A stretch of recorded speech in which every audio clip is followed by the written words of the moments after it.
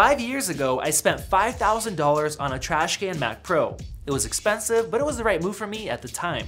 Fast forward to today, when Apple just announced the next Mac Pro, a machine that so many Mac fans have been waiting for, and the overall consensus is that they missed the mark. Since the release of the trash can Mac Pro, my video business has grown by at least 4 times, so I definitely could afford a new Mac Pro, but there's no way that I'm gonna buy one, and I'll explain exactly why. Before you dislike this video and leave a nasty comment, hear me out until the end, and I think you'll end up agreeing with me. And if you don't, go ahead and comment all you want. I think Apple made a big mistake with the new Mac Pro, and like many people who are flooding to the comment sections of YouTube videos and Mac websites, now that Apple's cards have been revealed, I've decided that I'm not gonna buy the stainless steel and aluminum beauty. What is a professional anyways? Well, the definition comes up as a person engaged in a specific activity as one's main paid occupation rather than a pastime. As many Apple apologists are pointing out, that's who Apple is targeting with the Mac Pro, not prosumers, hobbyists, or people who just want a Mac Pro for the cool factor. Real working pros. In the real working pro market, those who are engaged in a specific activity as their main paid occupation has been absolutely exploding ever since the original Mac Pro was released, from about 7 million in 2006 to an expected 42 million by next year.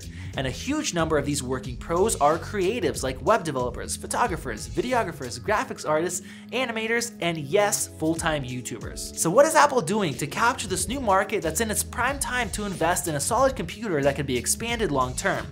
Well, charging $6,000 for a weak base configuration that will likely need to be spec'd up closer to $8,000 or maybe $10,000 to offer decent performance for the money. Please don't get me wrong, I am not an Apple hater. Far from it actually. My family practically lives on expensive Apple devices, and a lot of these are excellent and worth the money. But with the new Mac Pro, Apple is still out of touch. In the past, it was with their slow upgrade cycles and trying to make everything sealed or proprietary, or just trying to be too courageous or innovative.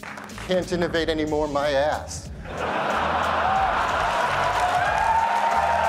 Sure, there are still pros that will end up using these, most of which are employees for corporations or large production houses that have huge profits and need the write-offs, but from what I've seen working in the video industry, these positions are slowly starting to shrink up as many go off to pursue a creative profession themselves. The Mac Pro used to be great for this market, which is now roughly 3 to 4 times larger than before. Every previous Mac Pro started at around $3,000 when adjusted for inflation, which is a good entry-level price point for a base-level Pro computer that could be upgraded when needed and when the budget allows. I think everybody would agree that Apple made the right choice going back to a modular Mac Pro, but what's the point if the base system is out of reach for most of the working pros, and even then, the specs are weak? I don't mind it starting with an 8-core CPU, which is no longer a high core count or impressive in terms of performance, or a 3-year-old graphics card that launched at $230, or a measly 256GB of SSD that's slower than the MacBook Pros, is the base same config that was offered 6 years ago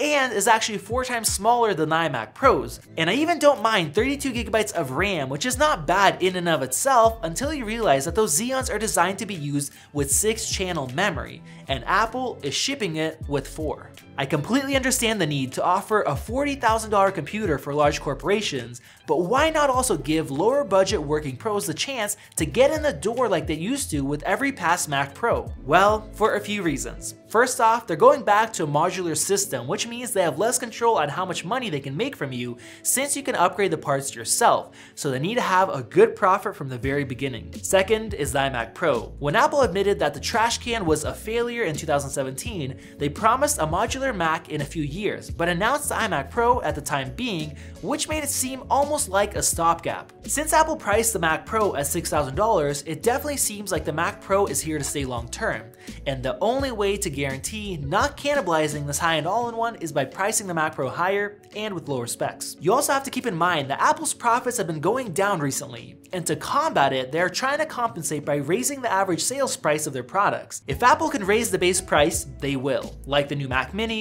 MacBook Airs, and even iPhones.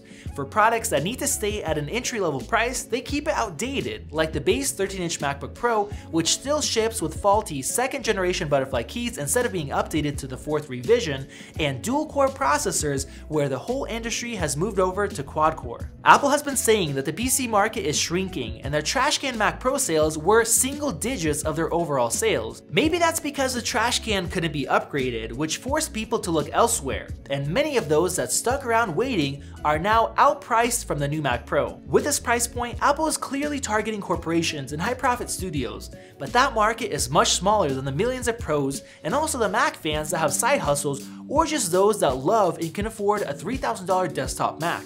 No, the Mac Pro is no longer for them, only for the elites. Some will reluctantly end up with sealed iMacs that they've been trying to avoid, but judging by the comments on Apple-centric websites and YouTube channels, for many, this will be the final straw that will force them away from Apple. Thank you for watching this video. If you agreed, please give it a thumbs up and leave a nice comment below to offset all of the negative ones. If you want to see more videos like this one, click that little circle above to subscribe and go ahead and check out our video on iPadOS, which is actually an awesome move from Apple. This has been Max, and I'll see you in the next one. And the Pro stand, $999.